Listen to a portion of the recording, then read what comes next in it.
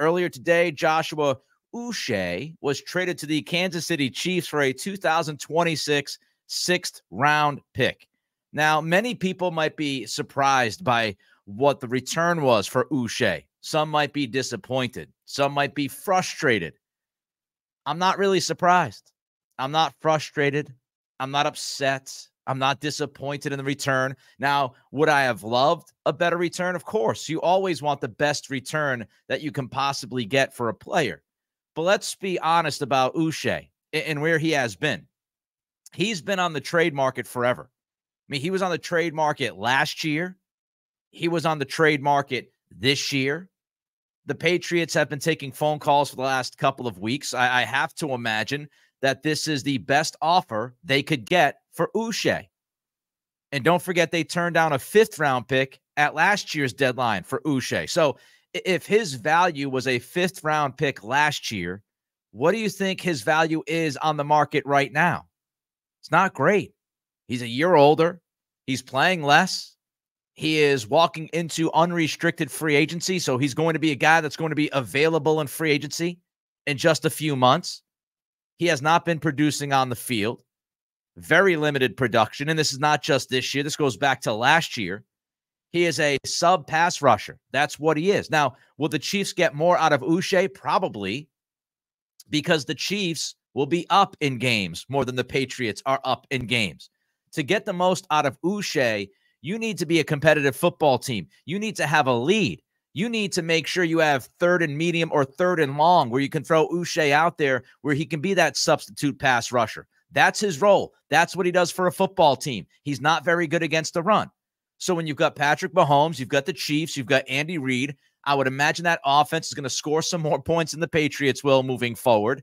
They will have more leads, which will give more opportunity for Uche to be out there in these pass rush roles for Spags. But when you look at this specific situation with Uche and the Patriots, he doesn't have a big role whatsoever. He has 20.5 career sacks.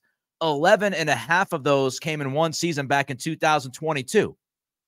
So when you look at all the other years he's been here, he's been a 9-sack guy over several seasons. So he's not an elite pass rusher. He's good, but he's not an elite pass rusher. He's not going to play against the run. He's an impending free agent, substitute kind of guy. So I'm not surprised. I'm not surprised whatsoever that this was a sixth-round pick in 2026. There's just not a lot of value there for Uche. The writing was on the wall. He had limited snaps against the Jaguars in London. He was a healthy scratch yesterday. And when you have a veteran who is a healthy scratch right before the trading deadline, you could pretty much feel confident that he's going to be traded. And if he's not going to be traded, the conversations are happening. So I don't think Elliott Wolf fielded a bunch of phone calls for Uche and teams were willing to give up a fourth-round pick, a fifth-round pick. That's just not the reality. It's not the reality of the situation. He just did not have a ton of value. And if I'm the Patriots, I'd rather take a sixth-round pick in 2026 than nothing and let him walk, because that's what they were looking at. He's not going to be on this team next year. He's not a fit, not playing really. So, I mean, when you look at the scenario for the Patriots, it's you let him walk for absolutely nothing in the offseason, or you get some kind of lottery ticket for him. So you get the lottery ticket of a sixth-round pick next year. Nobody's going to be doing cartwheels about a sixth-round pick in 2026, but it's better than nothing.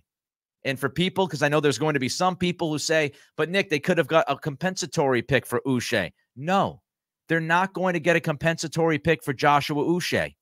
It's not going to happen. The Patriots have $100 million in cap space. As soon as they go into the offseason and they spend money on a big ticket item, then the compensatory formula is done. It's over. Once you sign, once you use money, go into free agency and sign a big name, put some big money on the table for somebody, the compensatory formula is wiped away. So you're not going to get a third-round pick for Joshua Uche in the compensatory formula. It's not going to happen. So you either walk away with a pick, even if it's a lottery ticket, you walk away with a pick, or you walk away with nothing. I'll take the pick.